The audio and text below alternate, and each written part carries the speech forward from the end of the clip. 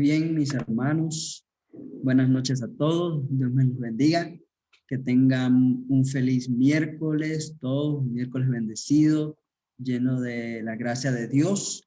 Espero que todos ustedes estén muy bien, que sus familias se encuentren bien, hermanos. Hoy vamos a hablar de un tema muy bonito, hermano, un tema muy bonito porque vamos a tocar un punto importante dentro de la historia de nuestra iglesia, dentro de la historia de la iglesia adventista.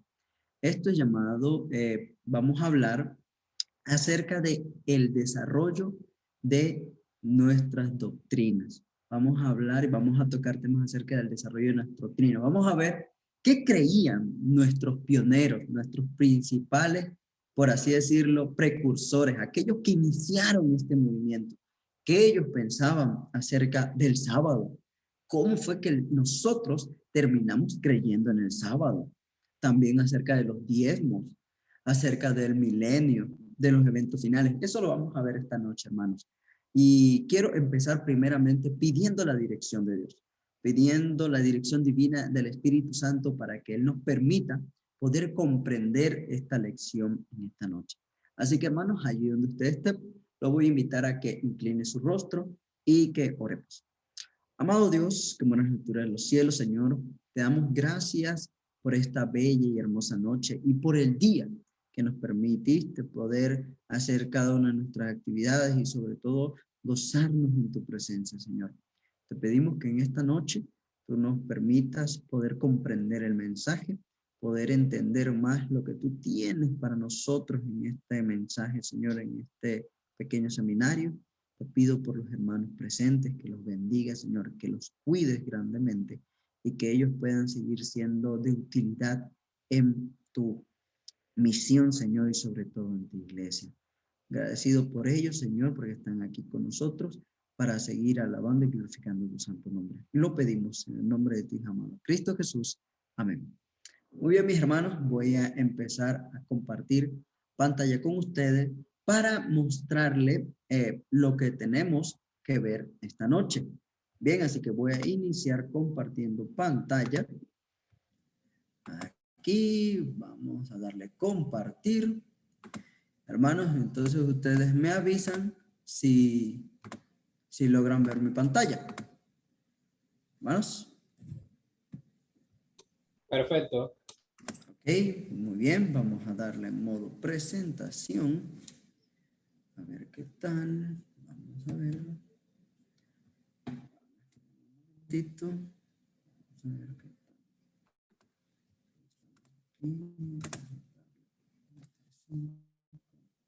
tal. Ahí está. Muy bien, hermanos. ¿Ya se ve pantalla completa? Correcto, todo bien. Ok, muy bien. Muy bien, hermanos, en esta noche vamos a hablar acerca de el desarrollo de los desarrollos doctrinales entre los años 1849 y 1888.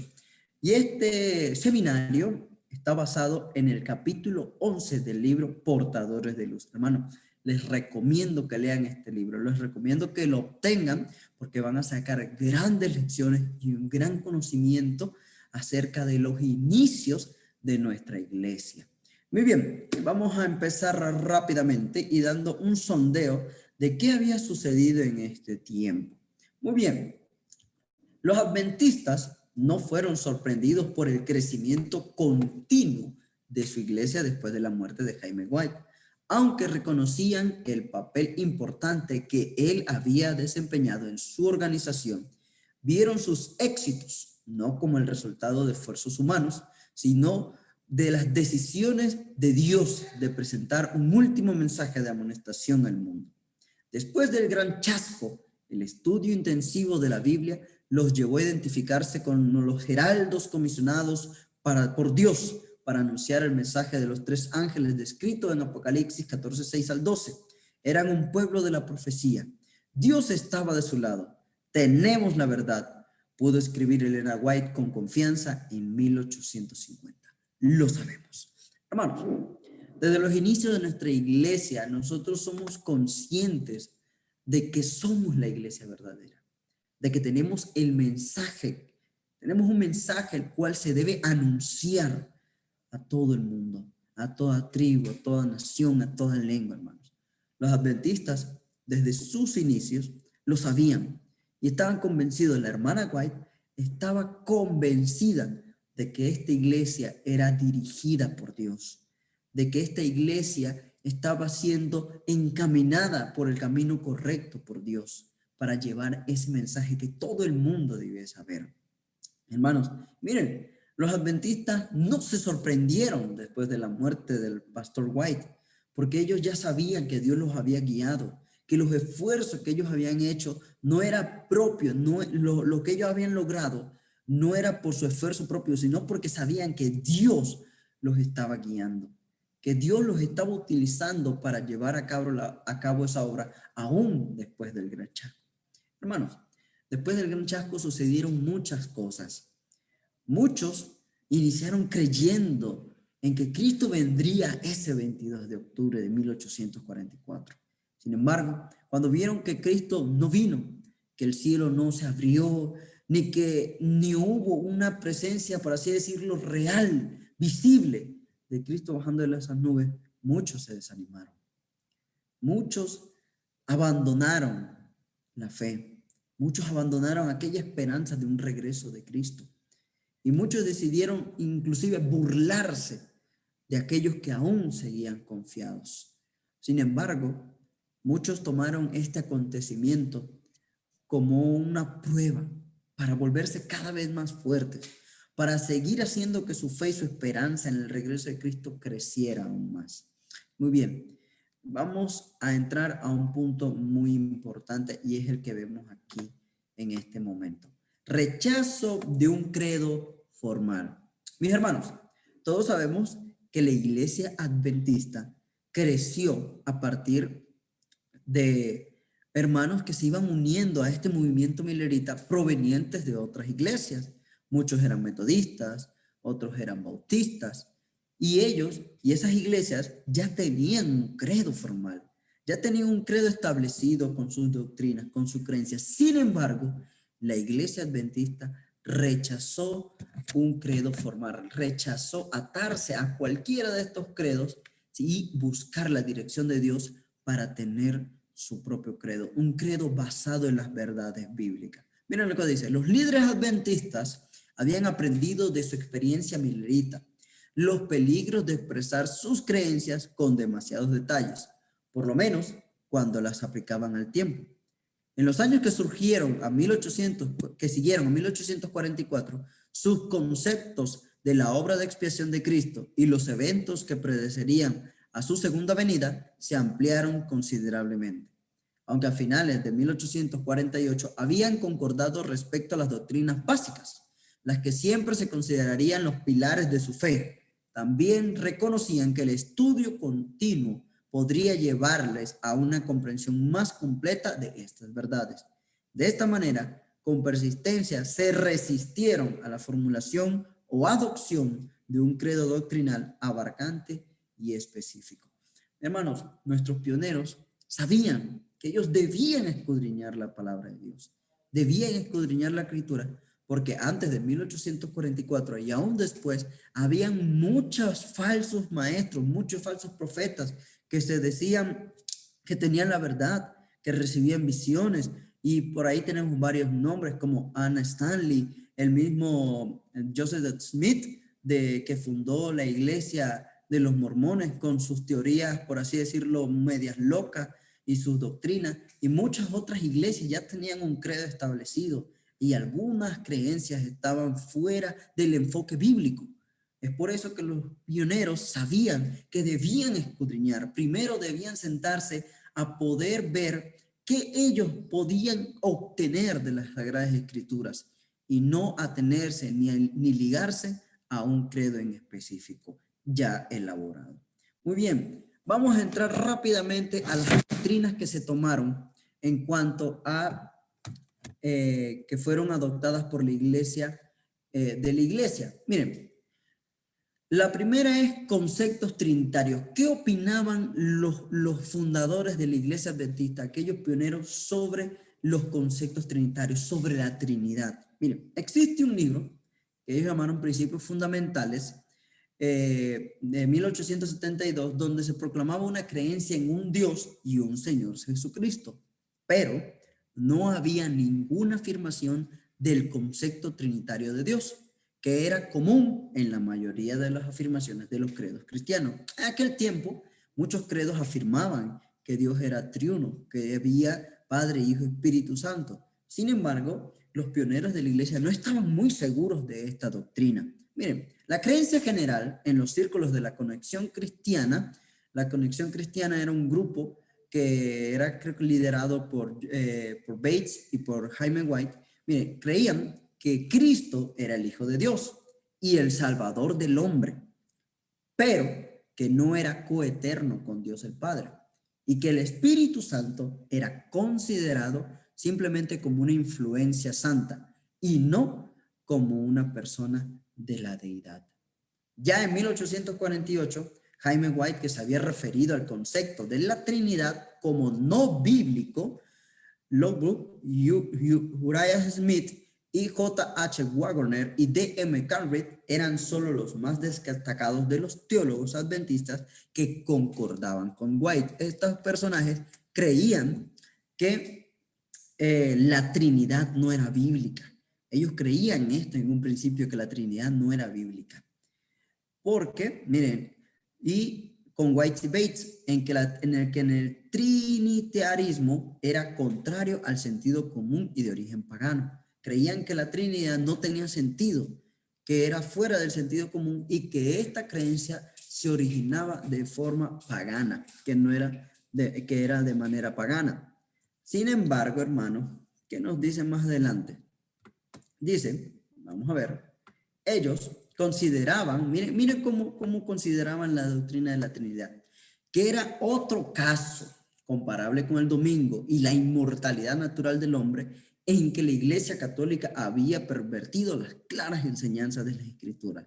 Creían que la Trinidad, por así decirlo, era otro invento de la Iglesia Católica, que había transgiversado las Escrituras y que la había hecho a su conveniencia. Miren, durante su breve paso en los adventistas sabatarios, J.M. Stevenson promovió fuertemente el concepto arriano de la deidad.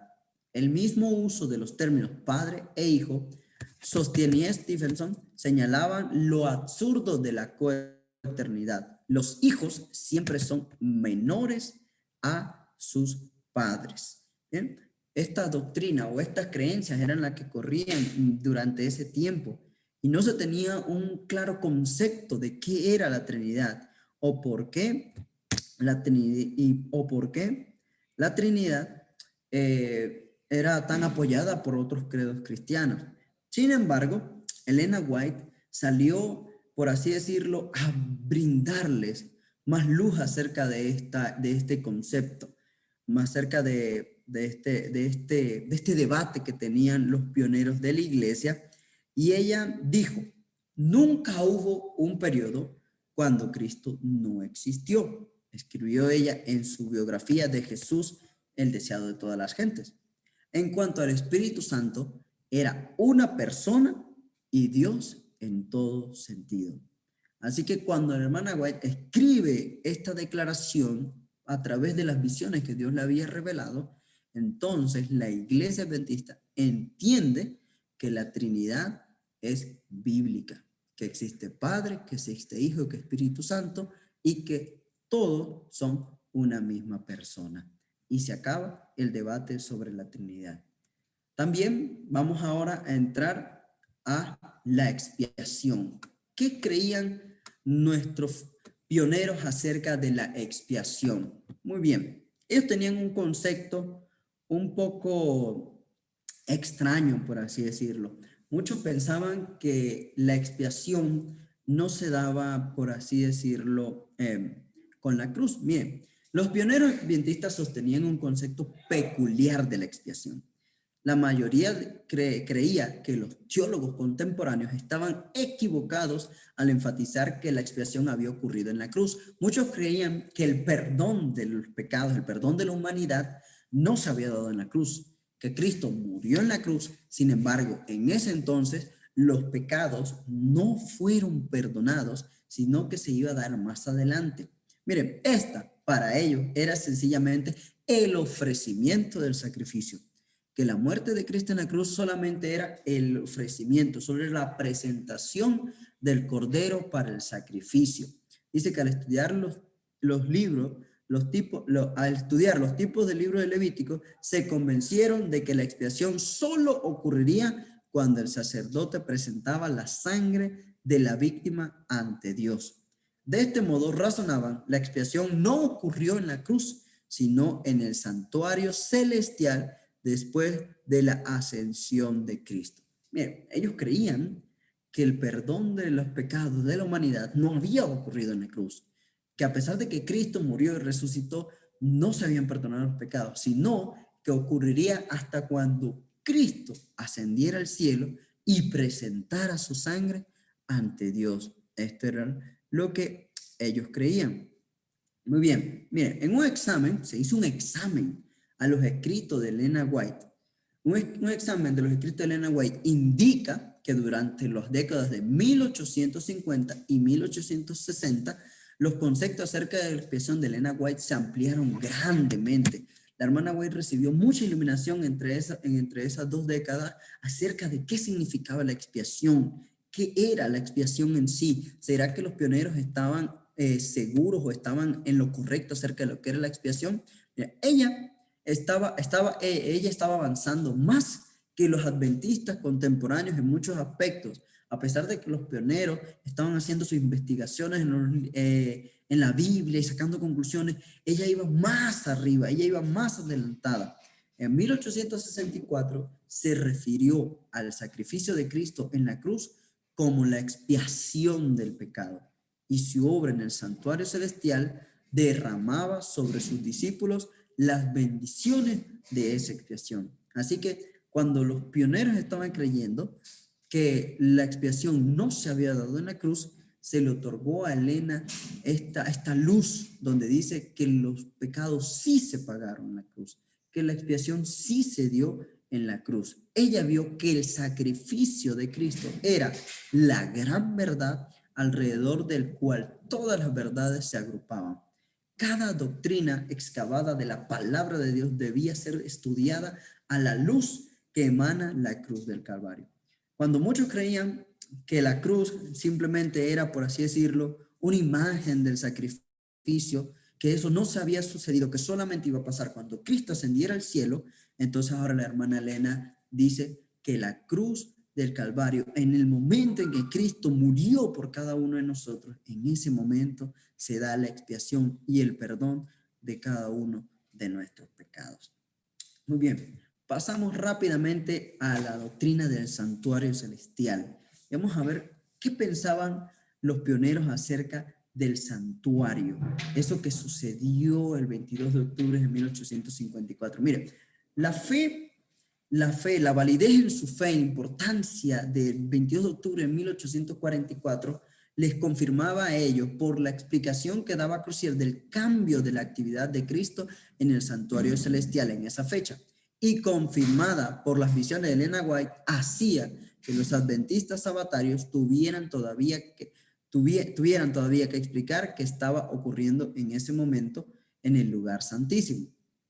Mi hermano, después que sucedió el gran chasco, que Irán Edson tuvo la visión de Cristo pasando el santuario celestial y comprendieron que ese día no era el regreso del Señor, sino que Cristo estaba haciendo su obra, había pasado al lugar santísimo a interceder por cada uno de nosotros en el santuario celestial. Ellos comprendieron esto con la redefinición del concepto, miren, de juicio investigador. Lo que sucedió en aquel tiempo era que los pioneros tenían un concepto y creían que lo que estaba sucediendo era que los pecados estaban siendo borrados, los pecados estaban siendo quitados. Y Jaime White, quien afirmó, quien le dio, por así decirlo, fama al concepto de juicio investigador, había dicho que había iniciado un juicio, que se habían abierto los libros de la vida de las personas que habían muerto en Cristo y estaban siendo investigadas, y que en algún momento ese juicio iba a pasar a por así decir, a los vivos. Con la redefinición del concepto de juicio investigador durante la década de 1850, el borrado de los pecados fue reinterpretado como una obra progresiva que ocurriría al mismo tiempo que el juicio. Para fines de la década de 1860, algunos escritores adventistas estaban ampliando su comprensión del borrado de los pecados como para incluir la eliminación del pecado en la vida de los santos que esperaban la venida del Señor. Esto era algo que Bates había sugerido 20 años antes. También se tocó el tema acerca de los sábados.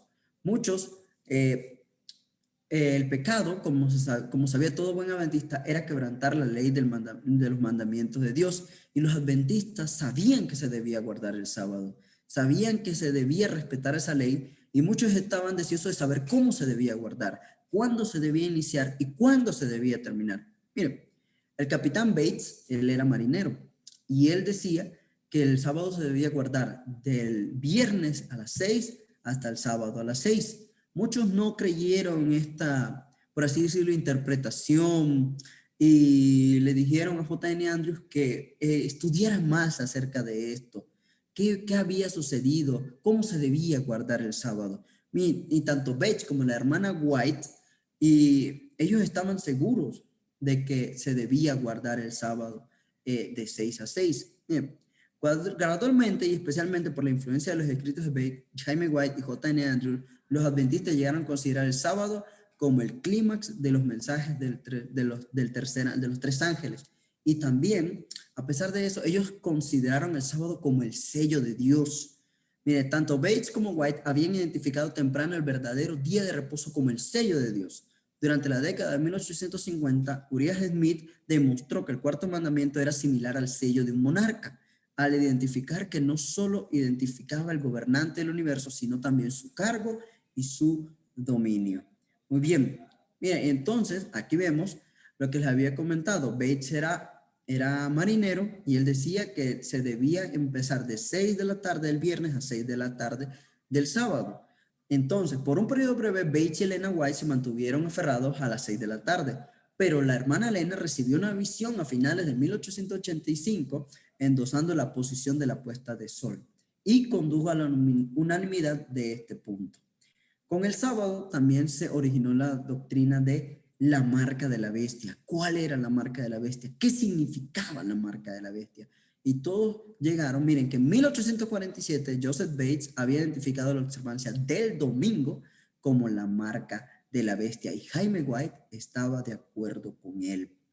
Esto, miren, ellos decían: sin embargo, el sentido de cómo el mensaje del tercer ángel era una advertencia en contra de recibir la marca de la bestia, esta no había sido colocada todavía sobre los hombres y las mujeres. Esto ocurriría más tarde, cuando la observancia del domingo fuera obligatoria por ley. Entonces, el problema de la obediencia a Dios o a la bestia sería claramente definido. En ese tiempo, de acuerdo con Uriah Smith, toda la humanidad quedaría dividida en dos clases: los observadores del domingo y los observadores del sábado. Ahora bien, pasamos rápidamente a lo que ellos creían de la lluvia tardía. Durante sus años formativos, los adventistas sabatarios no tenían idea de que la duración del último mensaje de misericordia al mundo se extendería más allá de unos pocos años. Bien, los adventistas tenían un concepto acerca de la lluvia tardía, qué iba a suceder, qué iba a pasar. Y durante sus años formativos, los adventistas sabatarios no tenían idea de que la duración del último mensaje de misericordia al mundo se extendería más allá de unos pocos años. Ansiosamente esperaban un derramamiento especial del Espíritu Santo. En esa lluvia tardía predicha por el profeta Joel, junto con un gran reavivamiento de las actividades misioneras, el fuerte pregón del ángel de Apocalipsis 18, ya en 1851 y otra vez en 1856, estaban seguros de que estaban en el umbral de esta experiencia. También se habló un poco acerca de los eventos finales. ¿Cuáles eran los eventos finales? Y Jaime White tenía una interpretación influenciada por José Leach acerca de las plagas, de las 7 plagas del Apocalipsis. Y él sugirió que las 7 plagas no eran paralelas a las 7 iglesias y a las 7 trompetas de los capítulos anteriores, sino todavía estaban en el futuro. Y hubo mucha controversia en cuanto a la interpretación de los eventos finales, la profecía de Daniel 11 acerca del rey del norte, el rey del sur. Muchos creían que era el papado, luego se cambió la concepción del rey del norte, y muchos decían que eran los musulmanes, que era el Imperio Otomano, etcétera. Pero todos sabemos que esa profecía por así decirlo, se acerca más a lo que es el papado. También se habló de los Estados Unidos en la profecía, qué estaba sucediendo con Estados Unidos, y se dieron cuenta que Estados Unidos estaba abandonando su estatus de cordero y estaba empezando a actuar más como un dragón que iba a apoyar a la bestia en los días finales. Se habló también del milenio. ¿Qué sucedía en el milenio? ¿Cómo era el milenio? ¿Qué iba a suceder? Y dice, las últimas tres porciones de la Declaración de las Creencias Adventistas de 1872 se referían a los eventos que habían de seguir a la segunda venida de Cristo. Todavía había sido aceptable para los antepasados mileritas. Los adventistas, que esperaban que los justos pasaran 1000 años en el cielo con Cristo, jugando al mundo y a los ángeles caídos. Durante ese tiempo, Satanás estaría confinado en una tierra desolada. Después del milenio, los justos, junto con la Nueva Jerusalén, descenderían a la tierra y los malvados serían resucitados para recibir la sentencia final. También se habló acerca del milenio. Se habló acerca del bautismo, también acerca del bautismo. Y los pioneros creían que iba a haber una experiencia en cuanto al bautismo, y se habló también del rebautismo, y Elena también tocó este punto. Miren, los adventistas del séptimo día, al igual que la mayoría de los cristianos, como ya les había comentado, habían surgido muchos credos, creían que el bautismo era una ordenanza cristiana bíblica y que estaba basada en la Biblia, y que era evidente y visible el arrepentimiento del pecado y la aceptación de Jesucristo como el Salvador. Y desde los comienzos de la Iglesia Adventista se sostuvo y se defendió la creencia de que debía ser por inmersión, que era el único método de bautizar aprobado por la Biblia. Bien, entonces, Elena White aconsejó, se habló también acerca del rebautismo, que es algo que sucede mucho en este tiempo, que no fue un hecho, no, el rebautismo no fue hecho como una cuestión de prueba para quienes habían sido bautizados por inmersión, sino que la decisión debía hacerla cada persona. Cada persona tomaba la decisión si quería rebautizarse o si no lo deseaba. Sí, porque se habló mucho también acerca de que aquellos que eran bautizados por un pastor que había apostatado, por un pastor que no debía bautizar y había sido por inmersión, era como un bautismo no válido, por así decirlo. Y por eso Elena habló acerca del rebautismo. Ahora, también se habló mucho acerca de la reforma pro salud. ¿Qué mensaje se le dio a Elena acerca de la reforma pro salud? Dice que a principios de la década de 1850, tanto el tabaco como el té y el café eran considerados perjudiciales, no solo para la salud, sino también para la espiritualidad de las personas. ¿Y cuántos hoy estamos consumiendo, por así decirlo, café o té? Estamos dañando nuestro cuerpo. ¿Cómo podría desperdiciar dinero un cristiano sincero en cosas perjudiciales? ¿Cómo podría ser mejor usado para esparcir el evangelio? Y se nos habla también acerca de la reforma por salud. Gastamos en cosas que no son beneficiosas para nosotros, que no son beneficiosas para nuestro cuerpo. En 1866, los esposos White, Jaime y Elena, y J.N. Longbrook aún pidieron perdón públicamente por gastar dinero egoístamente en sacarse fotos de sí mismos. E inclusive para eso pidieron perdón, por gastar dinero en sacarse fotos para ellos cuando podrían haberlo invertido en, por así decirlo, en la misión. Durante los años que siguieron, inmediatamente a la visión de Elena acerca de la reforma pro salud, la vida saludable llegó a ser casi una campaña moral para los adventistas. Los adventistas empezaron a respetar mucho lo que fue la reforma pro salud, porque sabían que si había sido una misión dada por Dios, debían tomarla muy en cuenta. Se enseñó acerca también del diezmo, cómo surgió el diezmo, la finanza de la iglesia. Y es un punto muy importante, porque en el principio los misioneros, los pastores adventistas trabajaban para pagarse su propio, por así decirlo, ministerio. Jaime White ocasionalmente trabajaba en la hacienda de Heno o en el ferrocarril para obtener dinero para viajar y predicar el mensaje del tercer ángel en persona. Inclusive algunos laicos adventistas daban generosamente para ayudar el número al número latente de crecimiento de predicadores adventistas. Inclusive también se cuenta acerca de un herrero que daba una piecita de oro valorada en $5 a cada predicador que veía. Entonces, ¿cómo inició el diezmo en la iglesia adventista? Bajo un momento de Estados Unidos que estaba pasando una crisis terrible, no había dinero, era una de las peores crisis, se dice, de las peores crisis financieras que pasó Estados Unidos en toda su historia. Y entonces un grupo de miembros de la iglesia de Battle Creek, bajo la dirección de J.N. Andrews, se ocuparon del estudio de la Biblia con el fin de descubrir los principios correctos para sostener el ministerio. Empezaron a estudiar la Biblia para ver cómo se podía hacer para obtener dinero para sostener a los predicadores, para sostener a las iglesias y que el mensaje siguiera creciendo. Y que ellos recomendaron a las otras, y miren, y el resultado fue la benevolencia sistemática, así le llamaron, que la adoptó la iglesia de Battle Creek y que recomendaron a otras congregaciones adventistas. En 1861, Jaime White sugirió a los creyentes que estimaran el valor de su ingreso en 10% del valor de sus propiedades y dieran un décimo de esa cantidad a la benevolencia sistemática. Así se estaba introduciendo el principio del diezmo. Ya durante las décadas del 60 y el 70, las columnas de la Review publicaron numerosos artículos apoyando la benevolencia sistemática. Gradualmente se desarrollaron conceptos más precisos acerca del diezmo.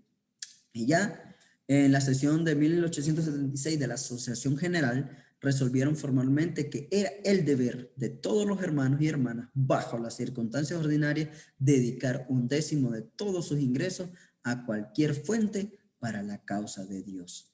También un punto ya para terminar, el último, vamos a hablar acerca del don profético. Y aquí es un punto muy importante. Yo les había comentado acerca de que durante y antes de 1844 habían surgido muchas personas que decían tener el don profético, que habían visto visiones, como Joseph Smith, como Anne Stanley, como otros personajes ahí, por así decirlo, que estaban medio loquitos. Y eso causó que cuando la hermana White tuvo sus visiones, inclusive sabemos lo que hemos leído acerca de la historia de la iglesia, que Elena White no fue la primera elegida por Dios para tener las visiones. Hubieron otras personas antes de ella que fueron elegidos y que se les fueron dando las visiones, sin embargo tuvieron miedo a causa de que en aquel tiempo a las personas que decían tener las visiones eran mal vistas o eran acusadas y muchos tuvieron miedo del don de profecía. Y cuando quisieron retomarlo, ya no recordaban lo que Dios le había dado. Y Dios no volvió a manifestarse en ellos nunca más, hasta que Elena White recibió sus visiones y entonces ella sí se dedicó al ministerio profético. Entonces, en el don de profecía, muchos decían que la iglesia adventista estaba basando sus doctrinas en lo que decía Elena White y no en lo que decía la Biblia. Y surgieron muchos acosos, surgieron muchos rumores, muchas cosas que se estaban diciendo en cuanto al don profético, y esto causó que hubo un momento en que la iglesia adventista dejó de creer y pensó que el don profético no servía, que la manera en cómo Dios lo estaba guiando a través de las visiones de Elena no funcionaba. Y por eso Dios empezó a disminuir las visiones en Elena y empezó a dejar de que hubieran visiones. Y hubo un momento en que la iglesia se dio de cuenta que estaban flaqueando, que la iglesia estaban flaqueando. Entonces, miren, dice, desde los primeros días de su ministerio, los colegas de Elena la habían visto como un instrumento mediante el cual Dios proporcionaba ánimo directo, consejo y represión, pero no como fuente de alguna creencia o doctrina nueva. Los pioneros sabían que Elena estaba siendo dirigida por Dios. Sin embargo, no estaban basando las creencias en ella, sino en la palabra de Dios. Miren, el presidente de la Asociación General en aquel tiempo, George Burrell, dijo, si la Biblia mostrara que las visiones no están en armonía con ella, la Biblia se mantendría en pie y las visiones se acabarían. También, en una conferencia en Battle Creek, es lo que le estaba diciendo, en noviembre de 1855, los participantes se convencieron de que la condición lánguida que prevalecía en la joven iglesia se debía a que no se apreciaba la conducción divina mediante las visiones de la señora Elena. Se hicieron confesiones y la iglesia de Battle Creek apoyó con un nuevo plan para publicar las visiones en forma de panfletos. Unos pocos centenares de ejemplos en un tratado de 16 páginas titulado Testimonios para la Iglesia. Apareció antes del fin de 1855. Fue el primero de una serie que eventualmente se extendería a lo largo de 55 años y abarcaría casi 5.000 páginas. Y es lo que nosotros tenemos hoy, todos los tomos del libro Testimonios para la Iglesia. Los líderes adventistas sintieron que era necesario responder a las acusaciones que estaban sucediendo. Ya le había dicho, había muchas acusaciones, rumores en cuanto al don profético de Elena. ¿Qué estaba sucediendo? ¿Será que la iglesia adventista estaba siendo guiada por una mujer o era guiada por Dios? Entonces ellos dijeron tres, por así decirlo, posiciones. La primera era que conducían a los lectores y oyentes a la Biblia y a Cristo. Y les desarrollaron tres argumentos efectivos que desarrollaron alguna vez fueron que basado en las instrucciones dadas, conducían a los lectores y oyentes a la Biblia y a Cristo. La segunda, que exhortaban a seguir las normas morales más elevadas y una consagración más plena a Dios. Y el tercero, que traían consuelo y ánimo a muchos corazones. No proclamaban estos frutos que provenían de una buena fuente, ellos estaban seguros que así era. Los pioneros estaban seguros de que las visiones dadas a Elena por parte de Dios eran un buen apoyo para la iglesia y para su crecimiento. Y a pesar de los rumores que habían y el desánimo que sucedía, que pasaba en aquellos tiempos, estas personas nunca se rindieron. Siguieron confiando en Dios, siguieron aferrándose a Dios y sabiendo que Él era quien los guiaba mediante las visiones de la hermana Elena, mediante su ministerio y el, por así decirlo, el esfuerzo de todos y cada uno de aquellos para seguir esparciendo más el mensaje que Dios le había dado para que lo compartieran con todo el mundo. Y bueno, mis hermanos, hasta aquí llega la presentación de esta noche acerca de el desarrollo de los credos de la Iglesia Adventista. No sé si haya alguna pregunta, algo que quieran comentar rápidamente también ustedes para ya ir terminando. ¿Alguien?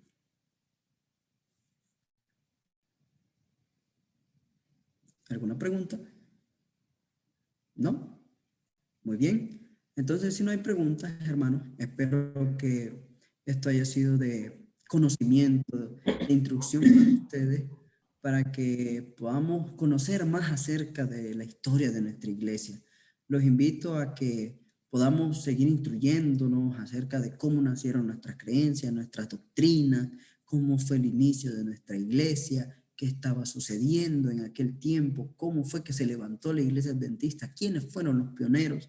Y es muy bonito, la verdad, la historia de la iglesia. Así que... Hola. Sí, adelante. Para preguntar más claro allí, ¿hay alguna del NGDY con respecto a lo de la día de creación? ¿Qué, hermano? Específicamente de la hermana Elena respecto al día de la expiación. Correcto, día de la expiación. Bueno, hermano, ahorita mismo no manejo esa información, no tengo escrito, pero con mucho gusto haré la investigación y se lo haré llegar y entonces compartiré esa información.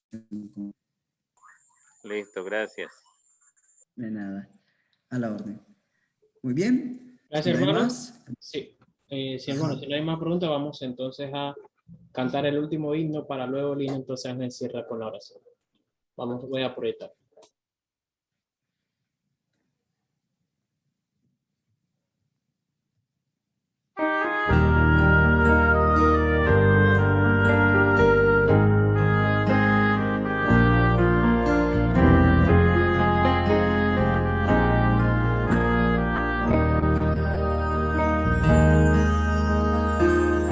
Has corrido tras un arco iris y ahora muy cansado estás. Toma todos esos sueños rotos y a los pies de Cristo ponlos ya.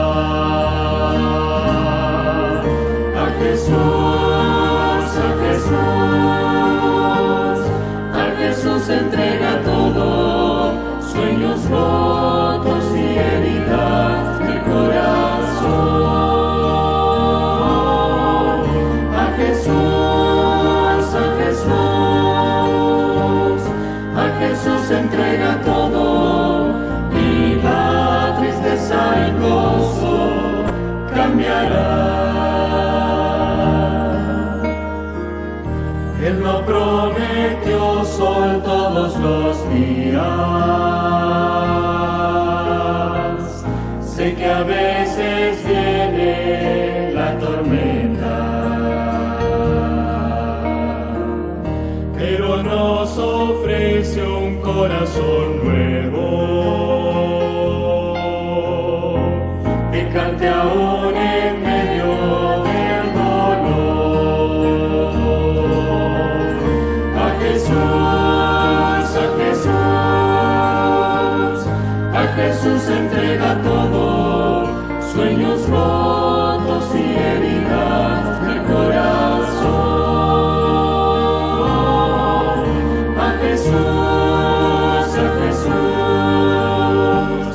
a Jesús entrega todo, y la tristeza en gozo cambiará.